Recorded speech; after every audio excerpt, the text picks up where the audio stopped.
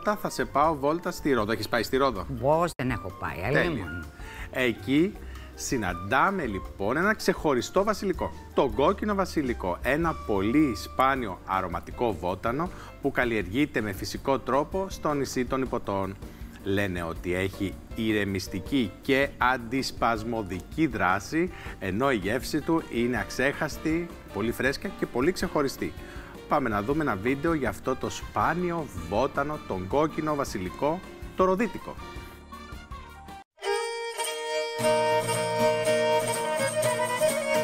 Η Ρόδος, το μεγαλύτερο νησί των Δωδεκανήσων, που απέχει περίπου 435 χιλιόμετρα από την Αθήνα, 20 χιλιόμετρα από τις τουρκικές ακτές και 38 χιλιόμετρα από τη Σύμη, δεν φημίζεται μόνο για την ιστορία και τη φυσική της ομορφιά, αλλά και για τα μοναδικά τοπικά της προϊόντα.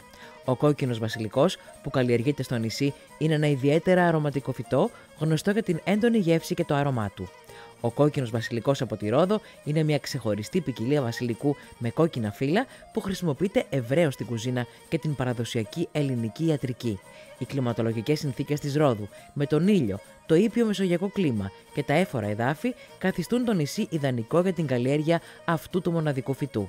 Η καλλιέργεια του κόκκινου βασιλικού γίνεται με παραδοσιακές μεθόδους, ενώ το φυτό συλλέγεται στο κατάλληλο στάδιο ορίμανσης για να διατηρήσει τη φρεσκάδα, τη γεύση και το άρωμά του. Το χαρακτηριστικό κόκκινο χρώμα των φύλλων του βασιλικού προσδίδει μια ιδιαίτερη αισθητική, ενώ το άρωμά του αναδεικνύει τα πιάτα στα οποία χρησιμοποιείται. Ο κόκκινος βασιλικός είναι πλούσιος σε αντιοξειδωτικά και αιθέρια έλαια που έχουν αντιφλεγμονώδεις και αντιβακτηριδιακές ιδιότητες. Περιέχει επίσης βιταμίνη Α, Σ και Κ, καθώς και μαγνήσιο, συμβάλλοντας στην ενίσχυση του νοσοποιητικού συστήματος και στη γενική ευεξία. Στην κουζίνα, ο κόκκινος βασιλικός από τη Ρόδο χρησιμοποιείται σε πολλές παραδοσιακές και σύγχρονες συνταγές. Μπορεί να προσθεθεί σε σαλάτες, σάλτσες, μαρινάδες και σούπες, ενώ συνδυάζεται εξαιρετικά με ντομάτες, ελαιόλαδο και τυριά.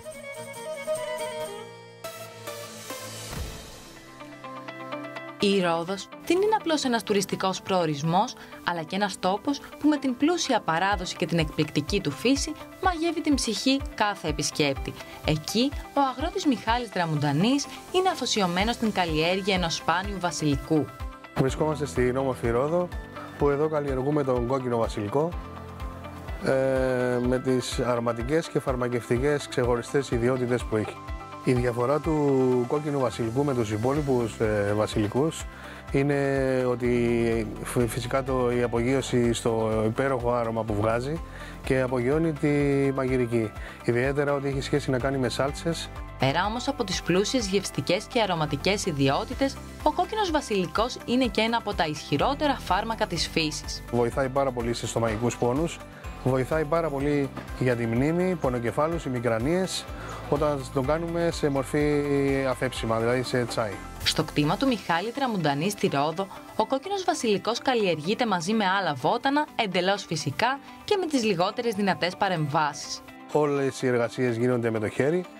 Αυτό που θέλει η φύση και γενικά είναι το πρώτο πράγμα απ' όλα είναι η αγάπη. Δεν είναι ούτε τα μηχανήματα, ούτε τα λιπάσματα, ούτε τα φάρμακα και ούτε να βγάλουμε μέσα από την καθημερινότητα του ενός κτήματος τα έντομα και γενικά το βασίλειο, που αυτό είναι σημαντικό για μας. Αναγνωρίζοντας την αξία των φυσικών παραδοσιακών προϊόντων, ο Μιχάλης προωθεί την αναβίωση διαφόρων ειδών που μας προσφέρει η γη και ευελπιστεί περισσότεροι νέοι να ασχοληθούν με τον πρωτογενή τομέα. Καλό θα ήταν να επαναφέρουμε τις παλιές ποικιλίες που έχουν ξεχαστεί στον χρόνο και να μπορέσουμε να τις καλλιεργήσουμε και πάλι, που ήταν ξεχωριστές σε αρώματα, είτε είχε σχέση να κάνει με λαχανικά, είτε με φρούτα, είτε με αρωματικά βότανα.